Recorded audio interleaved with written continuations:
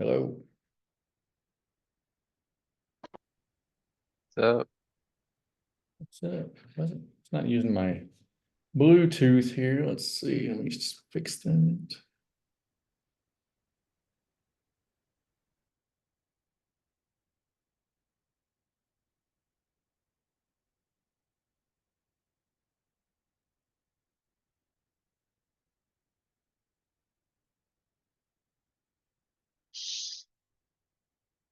There we go. Now I think you're in my head. I'm in your head. There you go. Yeah, perfect. Okay. It's not the first time somebody said I was imaginary. Yeah. As long as other people see you.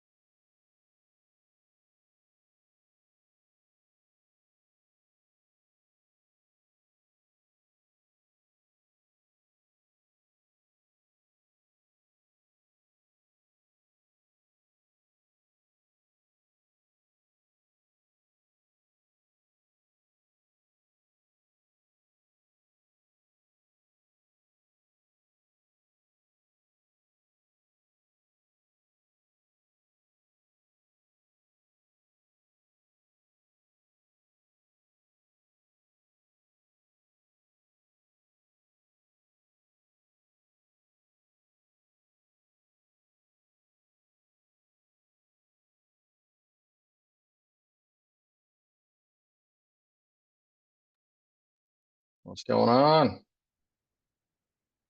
Not a whole lot. Happy Wednesday. Yep, yep. Hump day.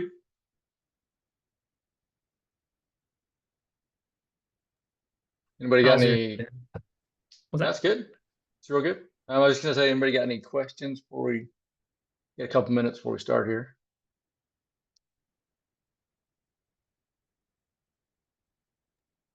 All right. So with you said that right now I don't know why I was trying to focus on to doing multiple component or pages and whatnot, but right now we're focusing on single page React apps, right? Yeah.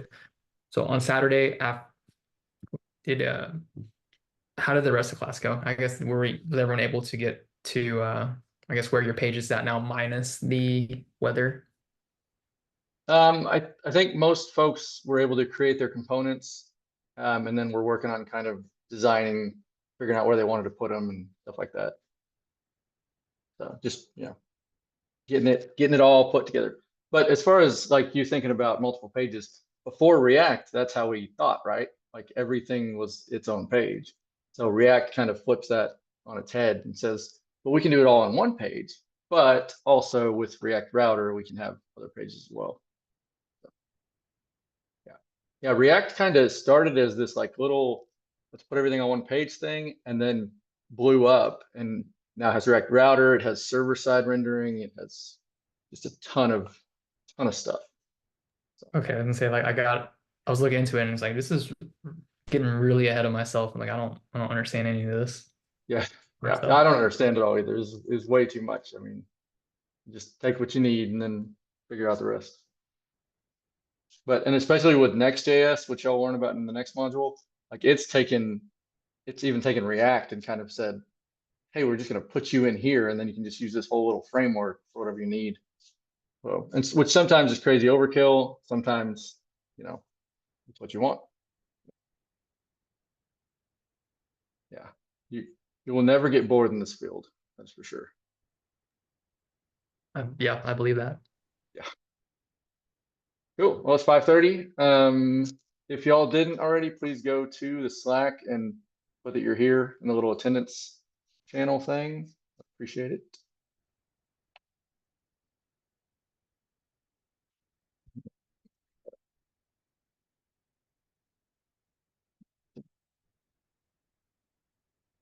Sweet.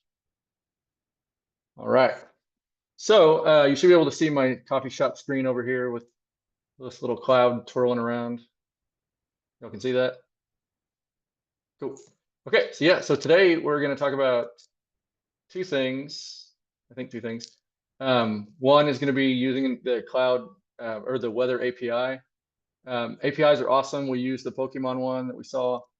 And there's just a ton of them out there that you can get all sorts of information that, you'd have to like manually create yourself if there weren't cool people to make that for us. So we're going to use that. And then we're going to also, what are we going to do?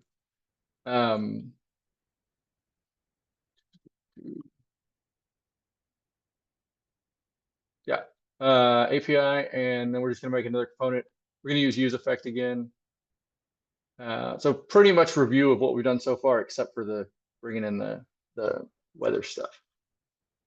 So speaking of weather stuff, was everybody able to get their API key? Anybody not able to? All good, cool. Okay, so I don't know if y'all actually checked out the API very much, but it's pretty huge, and I think they do have like a paid side where you can do like tons of stuff. So like here you get like 1,000 API calls a day for free, which is pretty cool.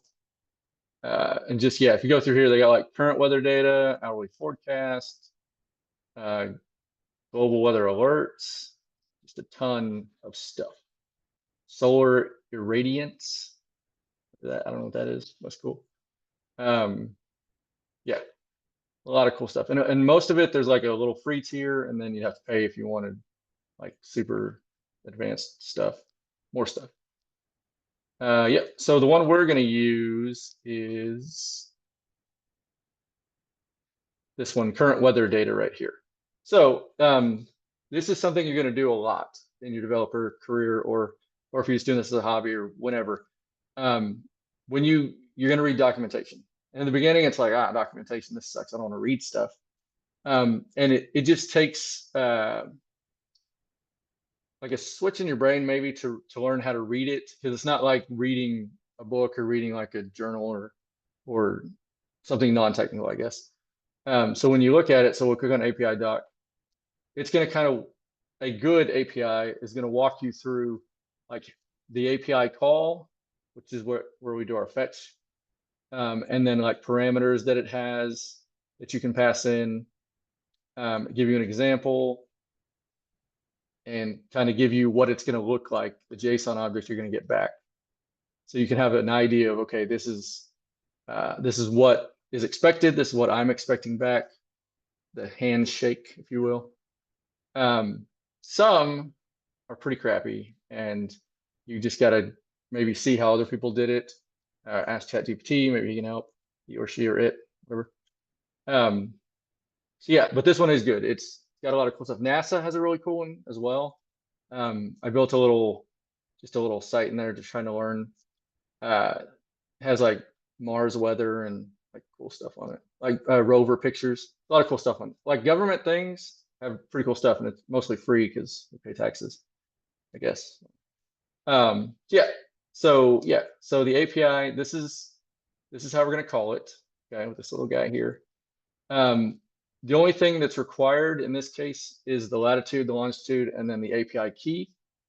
So let's go ahead and hop into the code here and start checking that out. So I'm just in the app.js because this is just a small little thing. Right here, I have my weather API key. You're never going to want to do it like this in real life, because somebody gets your API key, then they can do all sorts of stuff.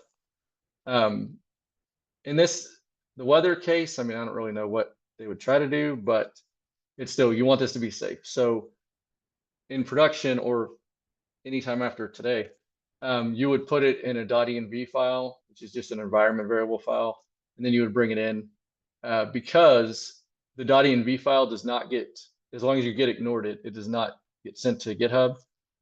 And then if you were to deploy this on Netlify or on GitHub or Google or whatever, there's like a section in whenever you're setting up your machine or you're setting up the service that you would put your environment variables in, and that's where this would go. And that way it's separate from the code, but they can still get it, which I think probably in the next module that'll be discussed more, because we'll have front end, back end kind of database stuff kind of going on. Yeah, so go ahead and make yourself a variable here with your API key in it. And then we're going to use that down at the bottom. I'm going to go ahead and paste this use effect in this function in the Slack, because this will be our awesome stuff happening today. We'll scroll up. There we go. Going to our Slack. All right, so this will be in the React Day 5 thread.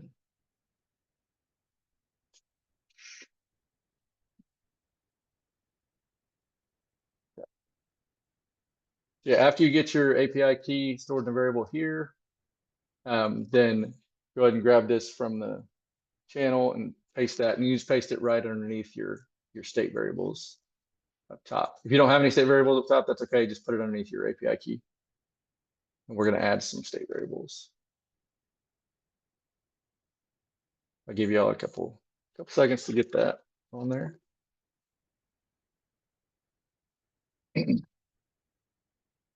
While we're doing it, so I made this a const.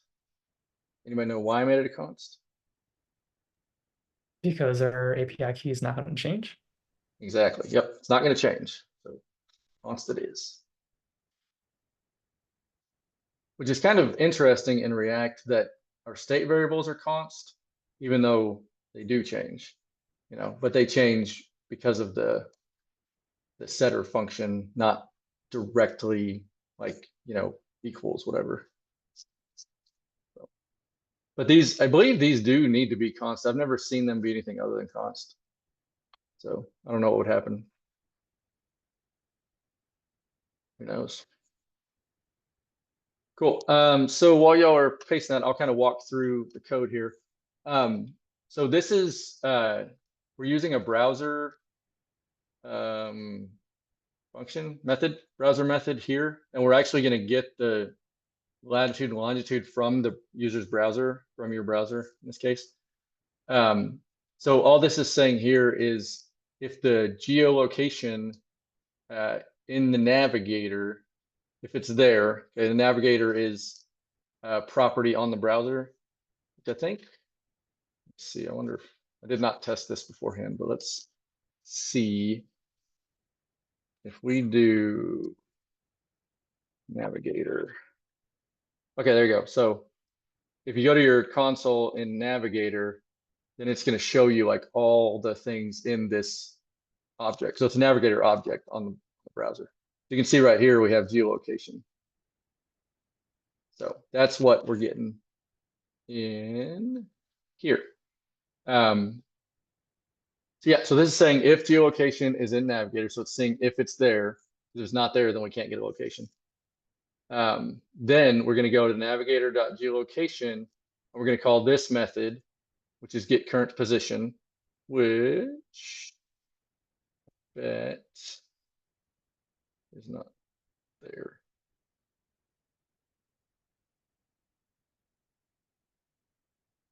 Well, it's there. You can, I think you probably, if you hover over it, you could go to the MDN reference. Let's check that out here. And then, but, well,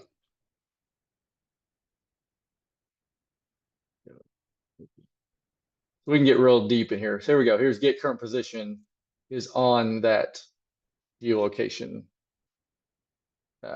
property. Okay. Anyway, point is we can grab it. Cool. All right. So if we go back to our code, cool. So the navigator get geolocation, get current position, returns a position. And so we're going to console log that position when we get it back. And so if we look at our console and we get rid of this and I refresh, and it'll hit, there it goes. So position looks like this. It gives us coordinates and a timestamp, okay? So, and again, remember this is coming from the browser. So wherever the browser is. So it's gonna give us a latitude and longitude right here. So we're getting that, like that's what we need to pass into the weather API. So that way we can get the data back that we want. Everybody following so far? Did I make it too confusing? Good. Okay. All right. So again, we're getting that position, and then from that position dot coords, which again is right here, we're going to get latitude, longitude, and that we are destructuring right here into these two guys. Okay. Remember, destructuring is just taking whatever the named property is from the object or array. If it was an array, these would be square brackets. They wouldn't be curly brackets. Good so far? Cool. Okay. So then we're going to call our get weather data function, which I have right down here. And we're going to pass it the latitude and the longitude so that we can then call our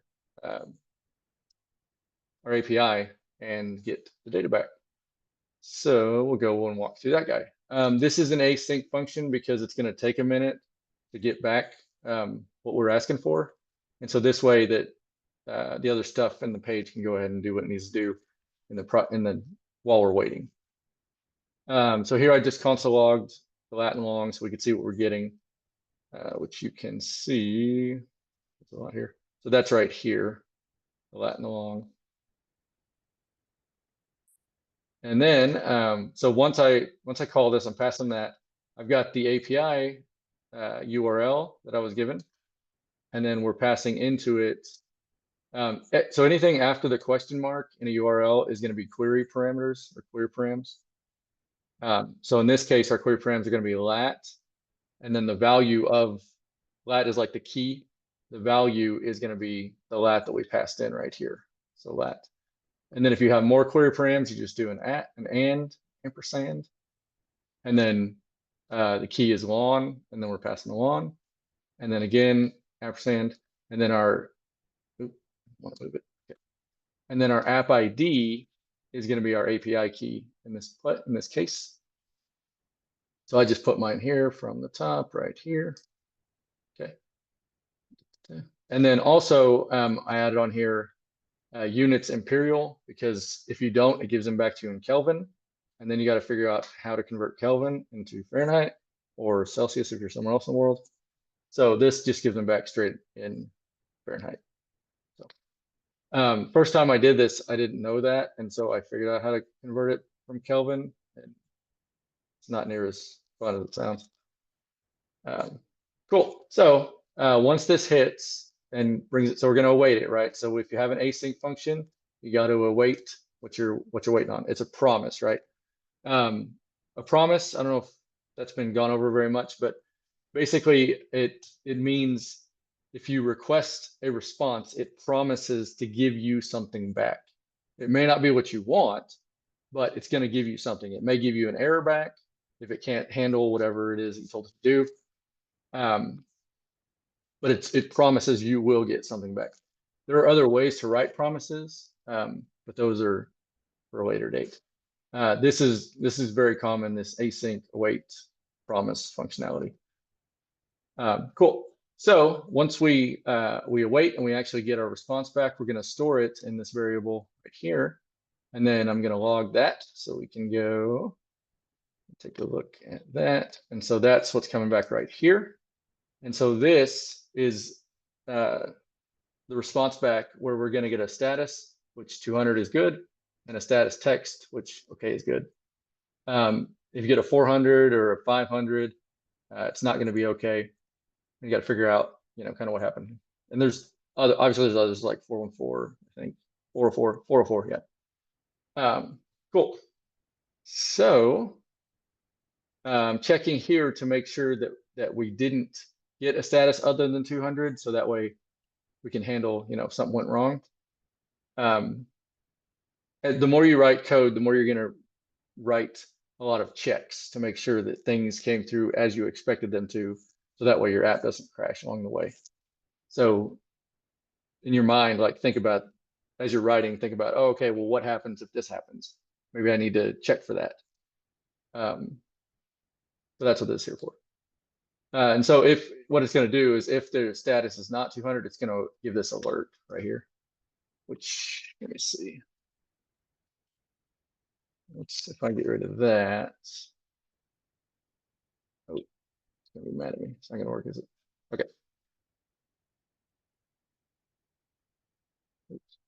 Z. Let's see. Maybe if we don't finish putting Imperial on there, maybe it'll give us a bad status. Refresh.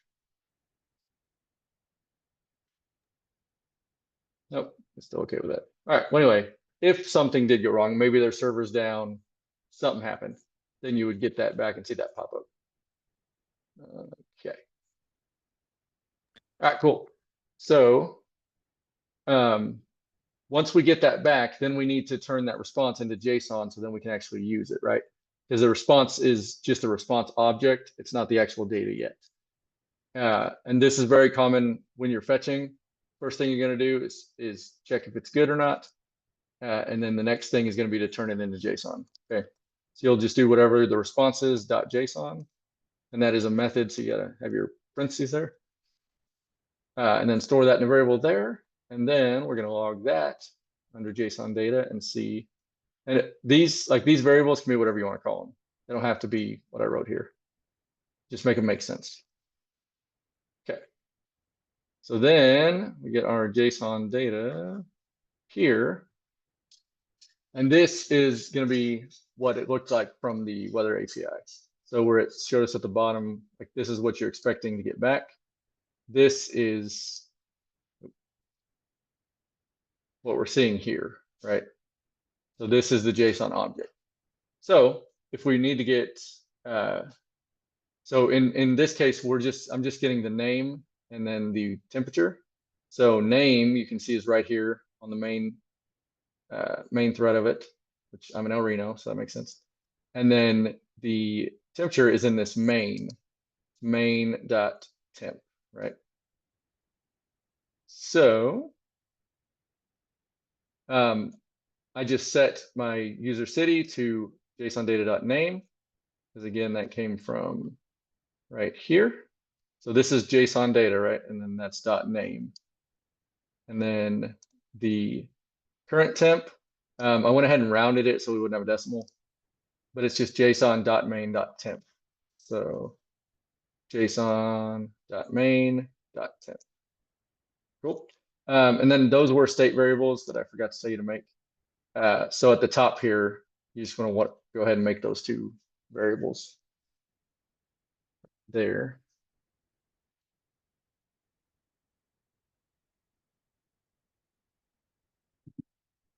Making sense so far?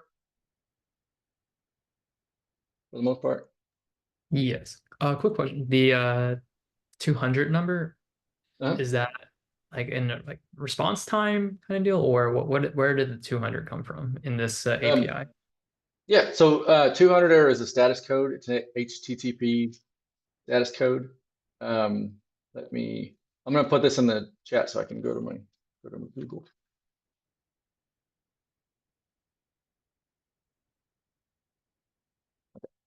So yeah, anytime you fetch or reach out to anything a server, you're gonna get a status code back, and that's so if we go over here, we put HTTP status codes.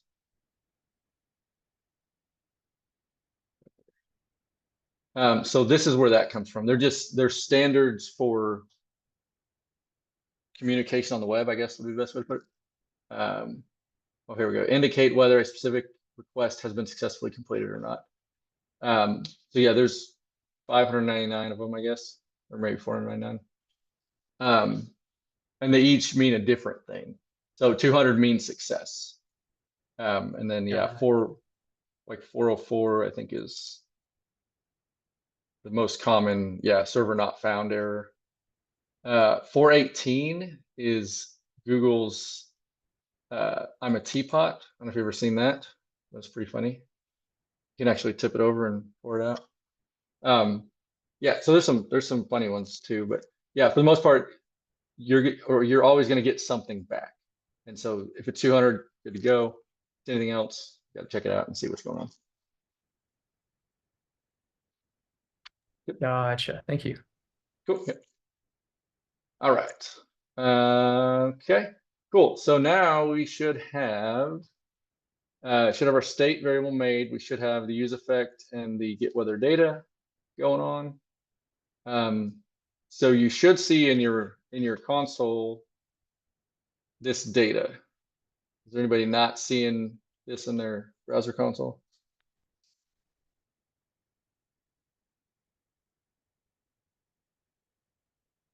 Good. Okay.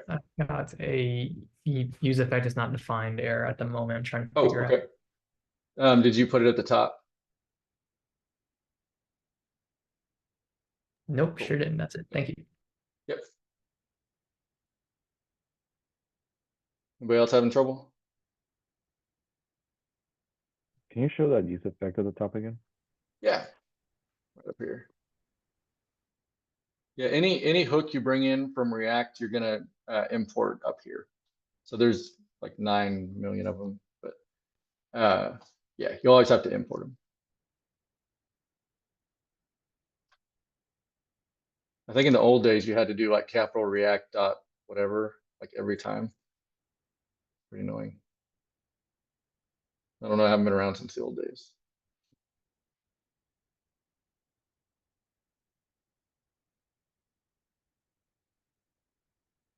All right, if everybody's got that, then what we need to do to actually make this awesome is we need to create a weather component.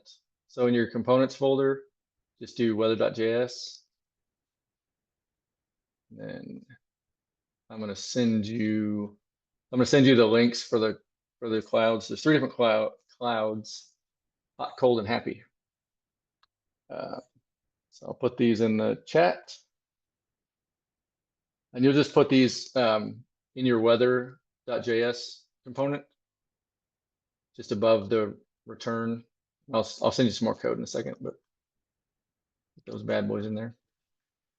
And in your weather component, you're gonna be getting props in there so that we can display it. So in case I say this, this is its own component, this little weather thing.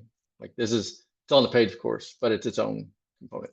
And you can see that. Like here, it's in this div.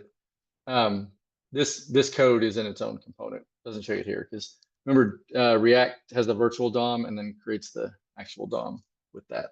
So it looks like HTML. Okay, so I'll go back over there. Okay, yeah. So weather component. Go ahead and get her looking like this.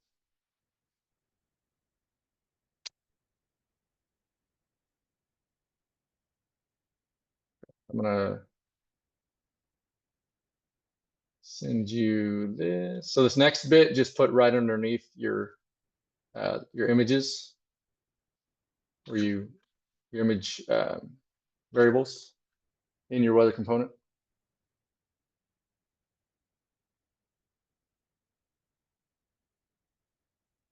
Should have put this in the box.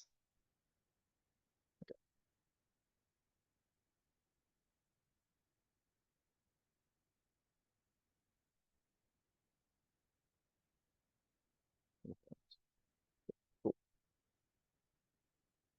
Yeah.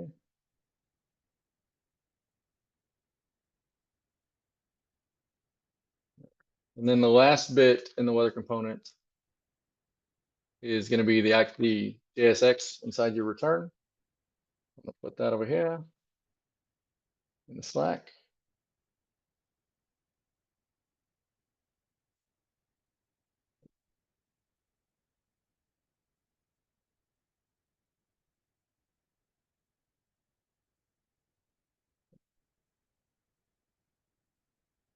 Give you all a little bit to put that in there. And remember, this isn't going to do anything yet because we haven't imported our component yet to our app.js.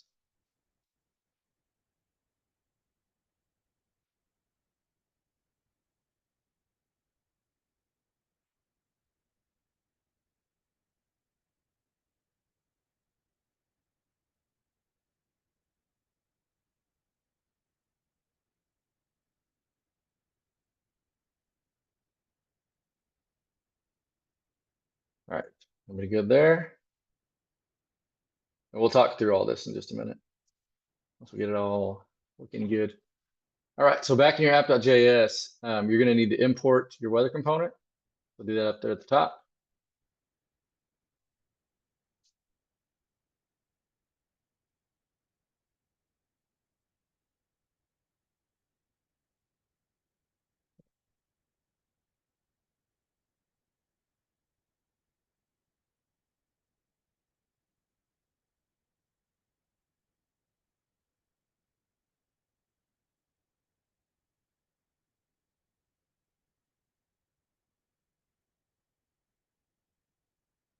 And then once you get that imported,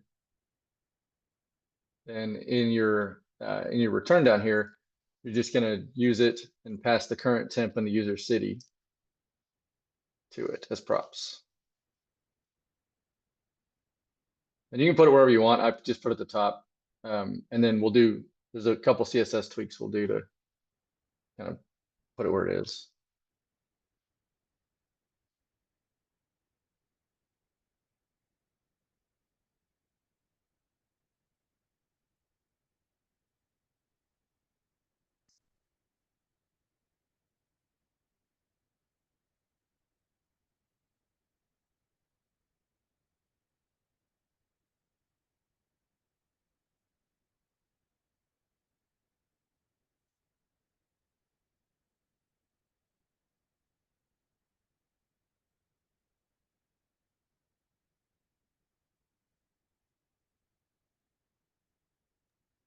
Brian, could you please pull up your weather.js file again?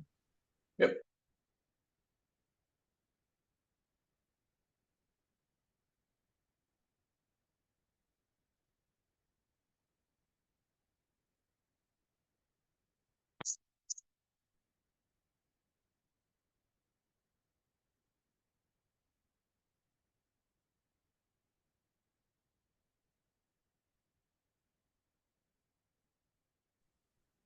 Quick question. It was something I was dealing with on Saturday too. When I just wrote import weather from components weather.js, it says weather is declared, but its value is never read. Okay, so you have it imported, you just haven't used it yet. Okay.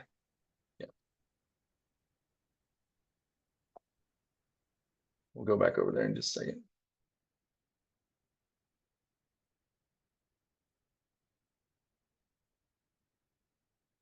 I'm jumping over. Good, Thank you, got it. It's working for me now. cool. Yeah, so if you import it here, but you haven't used it, then so if let me just comment out the weather. Then it's gonna be grayed out and it's gonna tell you you just haven't used it yet. Then here. Cool. So yeah, we'll make our or we'll use our component here, pass the city and the temp.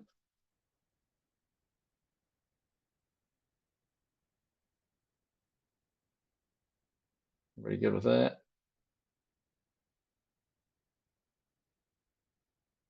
Okay. All right. So at this point, let's see, you've got your component, you're passing your data. I think you should be at least seeing the little cloud guy. Not seeing him yet. I see him and he's huge. It's huge. Very good. Yeah. Yeah. So in the index.css, I just did background color. You don't have to worry about that if you don't want to. But in the app.css, I stole their app.logo or their app logo class here from the original React thing. And I just changed it to 10, which made them way smaller.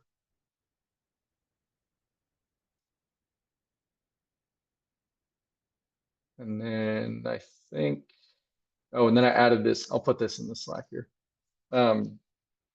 This is to position him. So this will go in your app.css here. And this is just being used within the weather component on right here where we have class name weather cloud.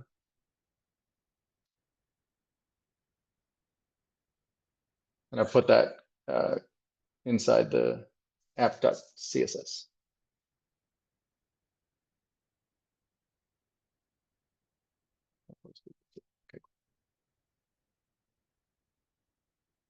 Okay. Anybody still having trouble with that?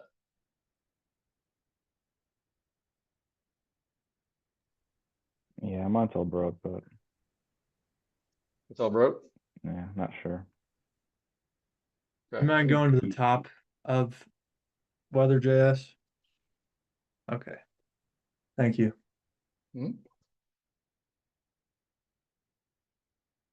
Michael, what's going on with yours?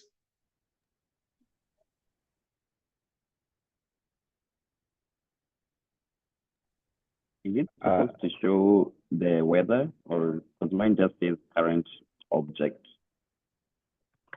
Okay. Let's see.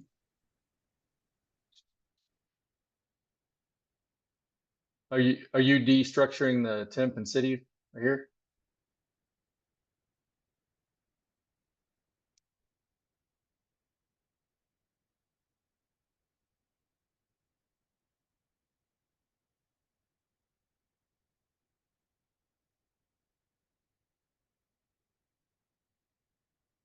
Did I lose you, Philip? Yes, I am destructuring it, but I still can't Right. see the current temp or my user setting. It Okay, just says object. gotcha. Oh, let's see. So you should have current temp here. So it says currently and then object. Let me send you a screenshot of it. Okay.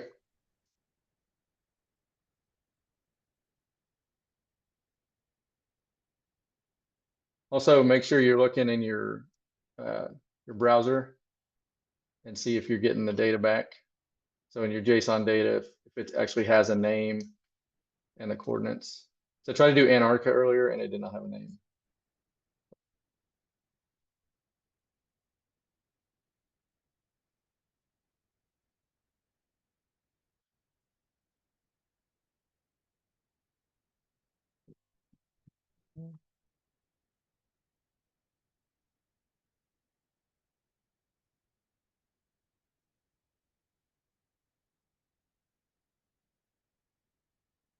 Michael, did you get yours figured out? I think it's with the restructuring. Okay. I think I need to look at that again. Yep. So in the app.js, right, we're going to pass current temp like this as a prop, and then user city like that as a prop. And then that's what we're going to take in over here. So make sure you got the curly brackets since we're destructuring. And then you got current temp and user city.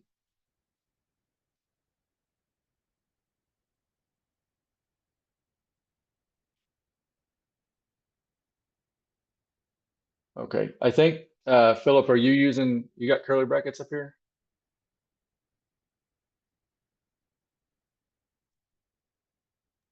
I think that's my problem. Yeah, I think that's my problem. Thank you. Yeah, it's kind of weird to see the curly brackets in parentheses like this, but yeah, it's just, that's the destructuring part. So taking out, that specific data. Can you go back to the CSS? Need to see the app logo. Yep. Thank you. I'll throw that in the chat too. Yes. It works now. Thank you. Sweet.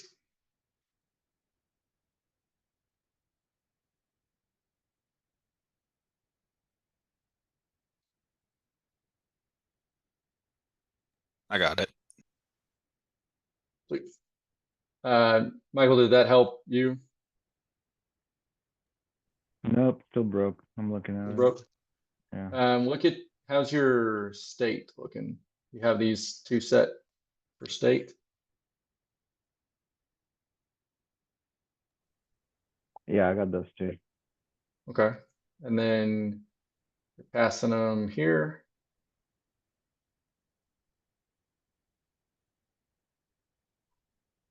Is that on return?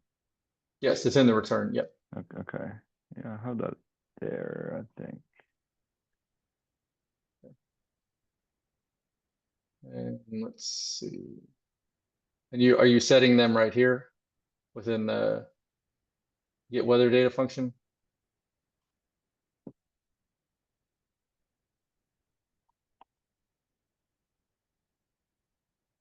Yeah, they're there.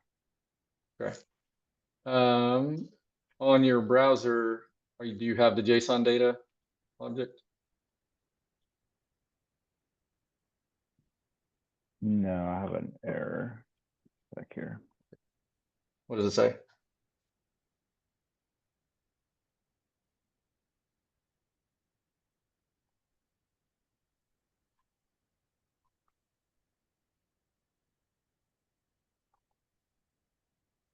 I'll toss it in the thread there. Slack. Okay. Okay, so your components, you have a lowercase weather.jsx.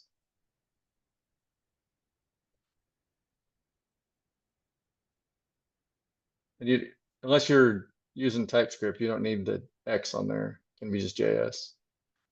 Okay. Mm,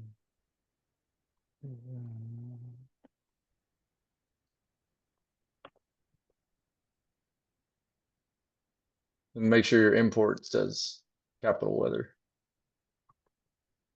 Once you change the name of it.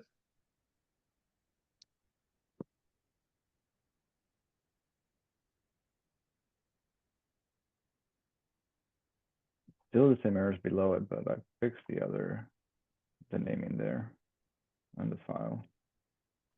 I found that sometimes when you rename a file, you'll have to restart VS Code or it won't recognize it properly.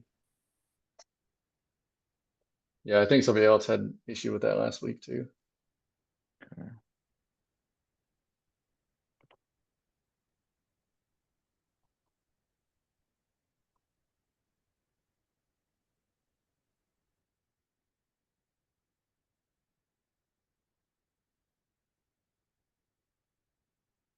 All right, while you're looking at that, I'm gonna go through our weather.js file. Talk about a couple things here. So when we pass the data over, right, we got our temp and our user city. In order to show the different clouds, we need a conditional. And I just did 80 and 60 for hot and cold. But so this is just a basic if statement. So it's getting the current temp, right, which we're passing in here. I did define a variable here that we're going to set within it for our current image. And so we're just saying if there is a current temp, because if there's not, then we can't really compare it to anything. Which actually I just thought about, if the current temp was 0, this wouldn't work because 0 is false, right? So we would need to probably have an additional check here of like, if it was 0, it's cold. Yeah, there you go. Something learning on the spot. Yeah, so if we do have a current temp, then we're going to go into this if else statement. If it is above 80, we're going to set the current image to our hot cloud image right here.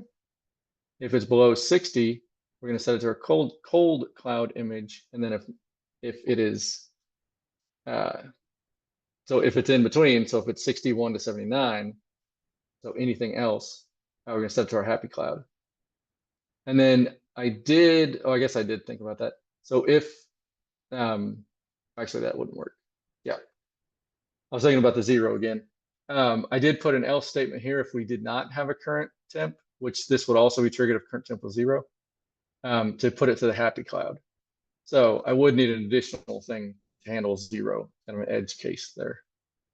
I also wanted to show you this in a ternary form. So this guy right here accomplishes the same thing as the if statement. It's just in a ternary. So it's mad because I defined current image twice, but I can just get rid of this. All right. So in here, same thing, we're saying if there is a current temp and the current temp is greater than 80, then show the cloud image. Okay. So the little question mark is like the if statement, right? So if this is true, do this. If this is not true, then we trigger the or with the colon. So then we're saying, or if current temp is true and current temp is less than 60, then show this guy. If that's not true, so our or here, then show this guy, right? So it's the same as above. It's just like, sort of like this. This. Right, so it's like, if this is true, this, or if this is true, this, else this. Whoa, not like that. Okay. So just want to see a side by side of a ternary with an if statement. Either one works fine. Whichever one makes more sense and is more readable, go with that one. If a ternary has more than like 2 sections, probably better just go with an if else or maybe a switch statement. Because these can get real dirty real quick. But wanted you guys to see both of those. So then down in our component, this is our actual cloud, right? So we have a div with our styling on it. We have the image, which is just the current image that we set up here.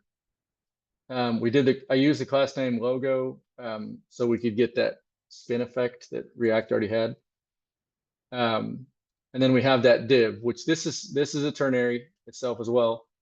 If you're going to do any code within JSX, you have to surround it in curly brackets like this. And you probably saw that last time when we did the menu cards, we had a map within the JSX and it had to be within the curly bracket. Oh, actually, I can show you that because we're on the same thing here, right? So in our app.js, yeah, right here. So we had this map for our menu items, and see it's in the curly brackets.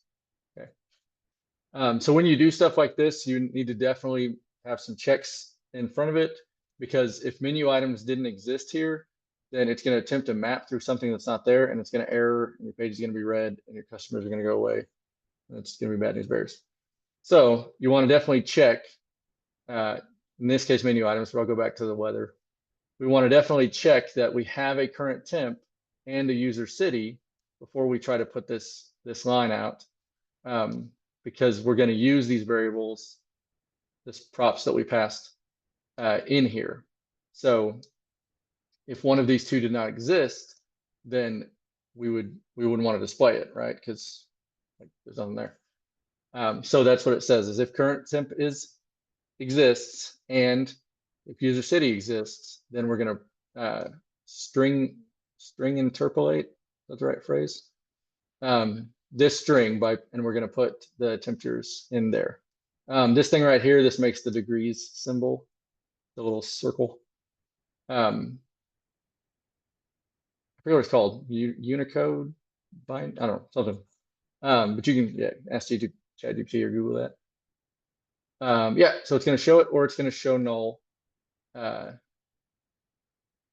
that's it. It's pretty. I mean, it's just a real simple little component, but it's got pretty big implications. So I don't know if y'all saw what George just said in the chat, but you could suggest coffee based on the temperature. You know, you could say, "Oh man, it's super hot in El Reno. You should totally get an iced coffee today," or whatever.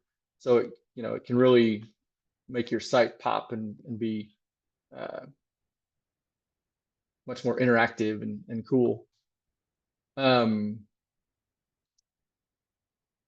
Yeah, so I think that is it for that. I did want to show you a couple more. So right now in El Reno, it says it's hot, right? Because 82, and you got a little hot guy turning around. I also did get Anchorage Latin long here, so we can see what that does for us. So there you go. The guy changed to the cold cloud. Now it wasn't a very good transition because obviously people aren't going to just change their Latin long like that in real life, hopefully, unless you're going really fast. But then it says in Anchorage 84, right? And then also I did Death Valley. And so if we do Death Valley, then you can see it's Gold Center. I guess that's the town, but it's 103 in Death Valley right now. The Happy Cloud, you can see, well, it's keeping that info, but it was the little white one, but it's too hot in El Reno to show it right now. Maybe if it's less than 80 where you guys are, I don't know. Whatever that. Yeah, so I think that's what I wanted to cover today. Michael, do you get it figured out? Yeah, after the reboot, it did it. Cool, awesome. Okay, yeah, I think that's covers what I wanted to cover. Did that make sense to everybody? Kind of crazy? Any questions? Anybody like? Yeah, I think I missed something with the weather API key. Okay, You could like just where to, go over that real quick, or I could take a look and see what's going on, because it's saying mine's not defined. your API key is not defined? Yeah, Okay, did you went though and got the API key and everything from here? um, Like you do have the API key? maybe I missed that. I Okay, think so yeah, I think that's the problem. okay, so yeah, you just go to open weather and then go down here to my API keys under your name. Okay. And then under here, when it goes.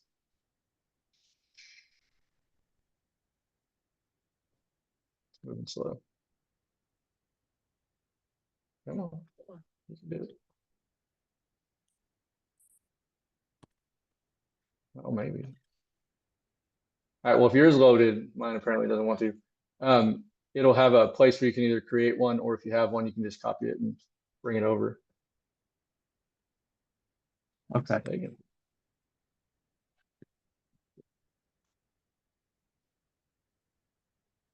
There we go. Okay, yeah. So it should look something like this. So if you need to generate one, just click that generate button, and then you'll just copy it.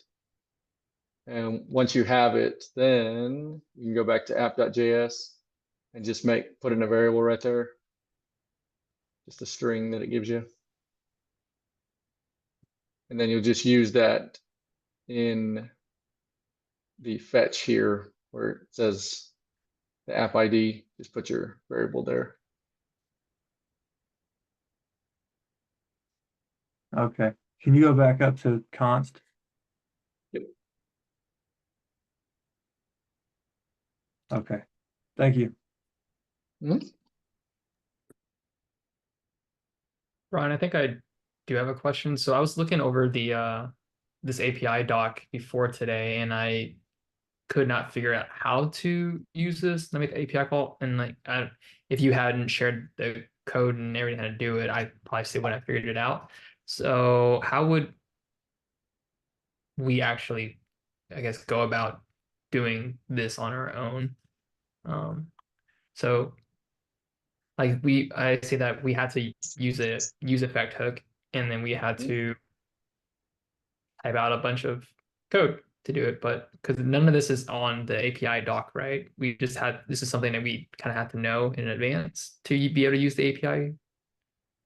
Yeah, so you didn't technically have to use a use effect in this. If you didn't want it to load initially, you wouldn't have to use a use effect. Like if you wanted to click a button and trigger it or whatever, you could. Basically, anytime you're gonna reach out and get data from something, either it be your server or an API, you're gonna use fetch. There are other ways to do it, like everything. There's Axios and some other things, but fetch is a built-in function for JavaScript. And that's what's you're always gonna use to reach out, because fetch, if you think about it, you're fetching something, right? You're trying to get it, data. So that's like if you were, I think if you were to Google like how could I get data from an API or whatever, it's gonna recommend fetch or Axios or something like that. Okay, so fetch is, just remember fetch, the way to do it. And I think as far as like the thought process of like, okay, I want to do this thing, how do I do it? Yeah, if it is to go get data, then you would, like I said, either Google it or just know that you need to use fetch. And if you don't know how to use fetch, then you can go to MDN or you can ask ChatGPT. I got ChatGPT on my other side here. So I can just be like, how do I get data from API? There you go, bam, fetch right off the top, right? So this will kind of walk you through how to do it.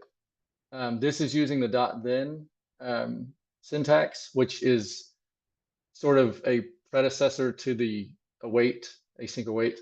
They both are very valid. You can use either one, and you can tell them like, I want to use await if you want. But yeah, so fetch is how you're going to reach out and get it. The API itself is going to tell you what that URL is gonna be, like what they expect. And so that's what this is gonna be right here, your API call. Again, some APIs are better than others, so there's gonna be some that kind of suck. Rapid API has a lot of APIs. Rapid. Some of them you do have to pay for. Let's see. Nope, nope. Sponsor got me. So yeah, world's largest API hub. So those have 400K APIs. You can build an API there if you want. Let's see. I just want to look at your stuff, man. API hub. Well, apparently I'm on their marketing site. But anyway, when you go to an API site, they should have something to tell you how to interact with it. And then as far as like the use effect, in this case, because we did want to load it on load, like when it mounted, we did an use effect. If let's say, it's an example.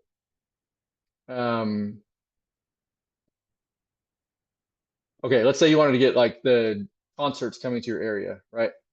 And you wanted that to happen like when a customer like booked an Airbnb, right? So let's say on Airbnb, you booked a room or a house or whatever in Dallas, and then Airbnb is like partnered with StubHub or something.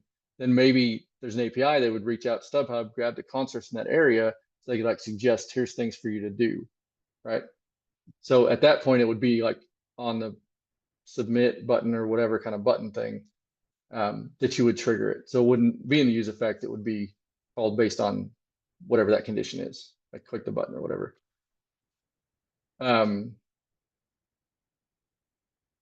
Let's see what else thought process wise. So in the use effect, you can define like an entire function in the use effect, and then you can call it in the use effect. It feels really sloppy to do it that way. If you just define your function outside of it and then call it within, especially if it's an async function, because the use effect is not asynchronous. So you can't like do async use effect like this. Like it gets real mad. So in that case, you're definitely going to have a function that you're going to call that's outside of there.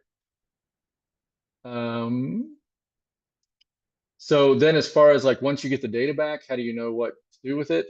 It's whatever you want to do with it. Like the Pokemon one, we wanted to show, you know, the image of Pokemon and the, you know, whatever. In this case, this route or like this specific API brings back what we saw, which is a lot of other information in there, but they weren't really pertinent to me for doing this. Like there is like clouds. There's like feels like temperature and humidity, and like there's a ton of other information, but all I really wanted to do was, you know, get the current temp and where it was at. So, but you could, you know, you could build out a whole like meteorological thing with this stuff. So depends on your use case, what you're gonna do with it. Yeah, I think that's kind of my thoughts. And then I knew, of course, I want to show it somewhere. And so initially I had just the code here instead of the component, but because it is its own kind of thing, I went ahead and made it its own component. And since that's kind of what we're doing in React is making components, I did that. So does that help?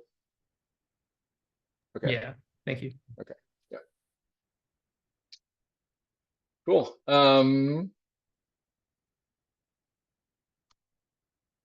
Yeah, it wasn't a whole lot, but I think it was some pretty popping stuff, you know, a little twirling cloud.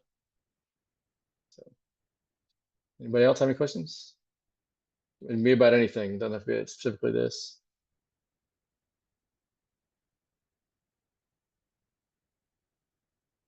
Yeah. Does everybody feel like they're kind of getting it?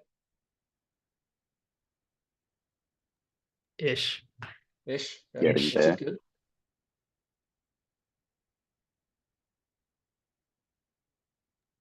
When should we use language JSX versus renaming so- the file of that JSX? Yeah, so if you use TypeScript, then you would use JSX for your file names, or TSX, I guess technically. I don't know. So TypeScript, in case y'all didn't know, TypeScript is how would you define it? It's basically it is so you make types, right? So if you had like a user, your user might have a name, a date of birth, social security number, something like that. So you'd put at the top of your code like this this type thing, and then inside it you would put like what the user is and stuff.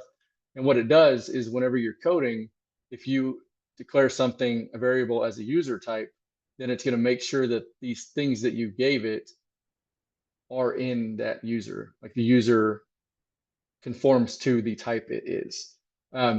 Your code is still compiled to JavaScript. The TypeScript doesn't go anywhere. It's just used for development purposes to be more strict on the things that you do. Some people love it, some people hate it.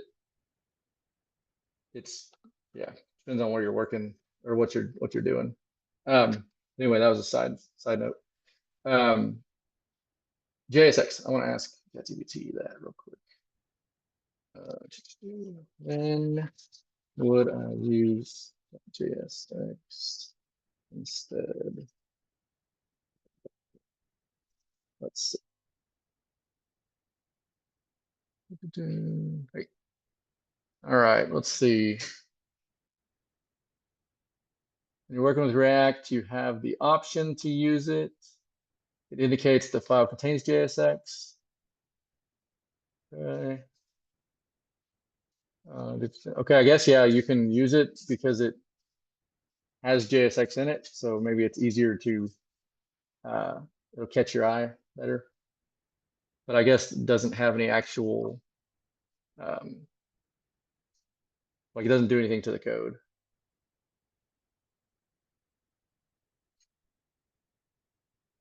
Yeah, primarily a matter of convention and personal team preference. There you go. Learn something new. Cool. Well, if nobody's got anything else, that's it. Wednesday, done. What's our plan for Saturday? We're gonna get into React Router. That'll be fun. And yeah, I think it's a teaching day, so well, I don't know.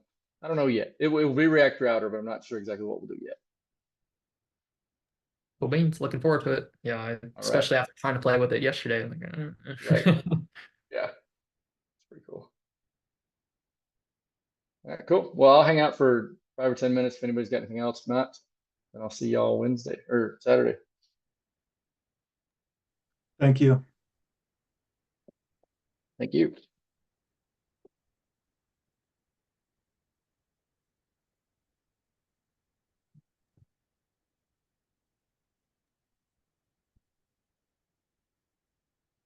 Like I want to ask about states in our website, our copy shop build, because I feel like I haven't played enough with that.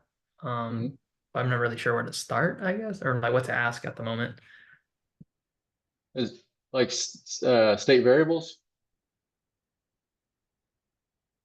Is it confusing or you need clarification?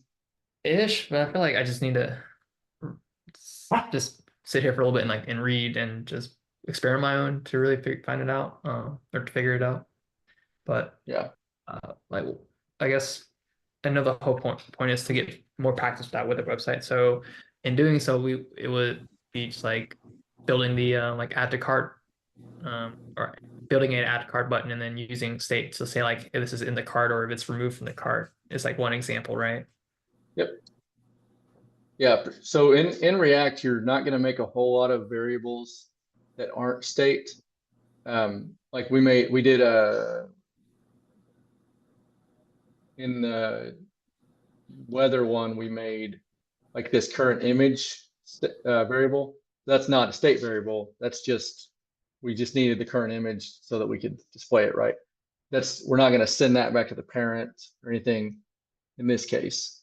If it was like, so if this was our cart, imagine it's our cart, then we would have a state variable in the parent, that's the cart, because we know that's going to be getting updated and changing all the time, right?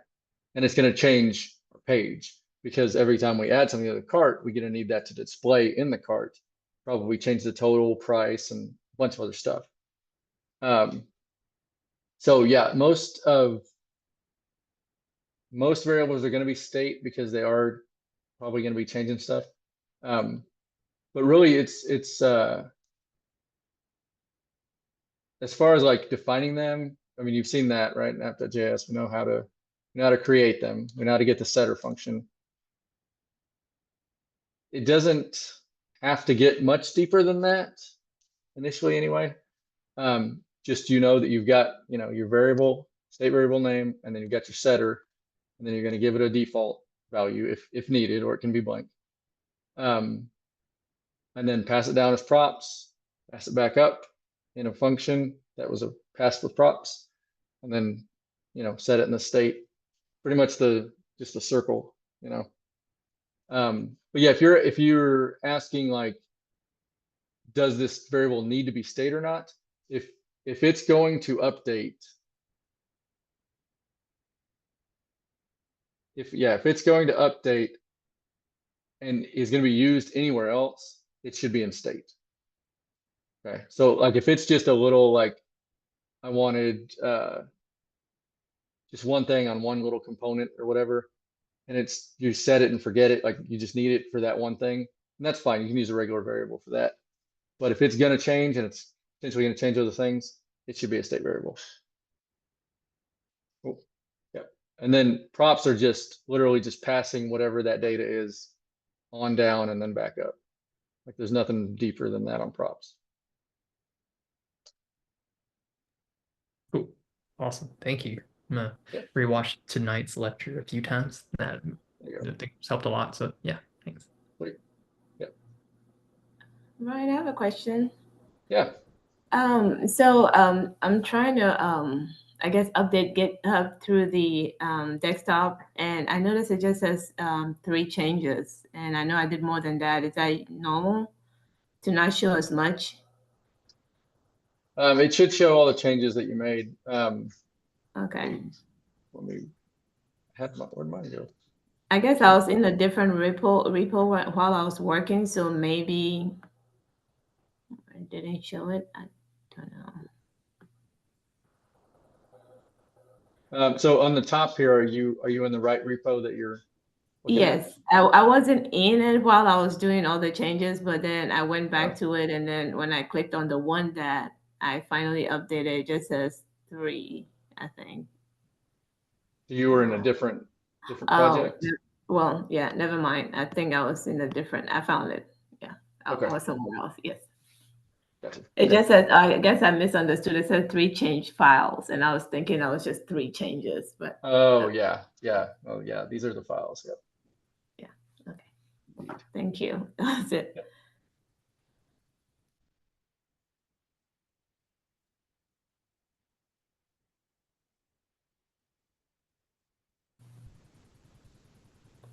I have one quick question. Do you happen to know what would corrupt the linking to the main repository? This happened to me a couple of times, but I just end up creating a new one and just redoing it. I'm also doing command line, but I figure I'd ask the question anyway. So are you making branches? No, just keep to the main. I just keep to the main, but then the reference file gets corrupted basically to the main. So I tried repairing it and asking ChatGPT, but I just copy and paste into a new repository, make a new repository, and then it's fine. But I ran into it a couple of times with working on the side and a couple of things on this module. So it just seems random. Yeah. I mean, I obviously, as you know, I'm not a command line Git guy. Yeah. So, I can send you the link for GitHub Desktop. That wipe, I've had bad experience with that one. The first go around in module 2 ago, so I'm not touching it for a little bit. That wiped my old website. And yeah. Gotcha. Yeah, I don't, yeah, I don't know why it would corrupt it unless, you know, there's some sort of mismatch going on the command line. But again, yeah, it's, I don't know. Yeah, I tried all kinds of to figure out what errors there were, but Yeah. in the roundabout way, ChatGPT was just saying start over basically. Oh, really? Yeah. Nice. With all the testing stuff, like, well, I could have done this by now and Mhm. be done with it. So that's what I just been doing, just make a new repository and copy and paste my stuff in there. Gotcha. Yeah, that's pretty annoying though. Yeah. You might, I think Zach is teaching the next module, and I know he knows much more about the command line Git. So you might, if you're still having that trouble, definitely bring it up because, yeah, I mean, you got to fix that before you get way too deep, you know? Yeah. Yeah. Yeah, exactly. Yeah. Crazy. All right, Mr. Brian, I'm skedaddling. I'll see you Saturday. All right. Take it easy. Thank you. Thank you. Yep. Thank you. See you No on worries. See you Saturday. later. Thank you.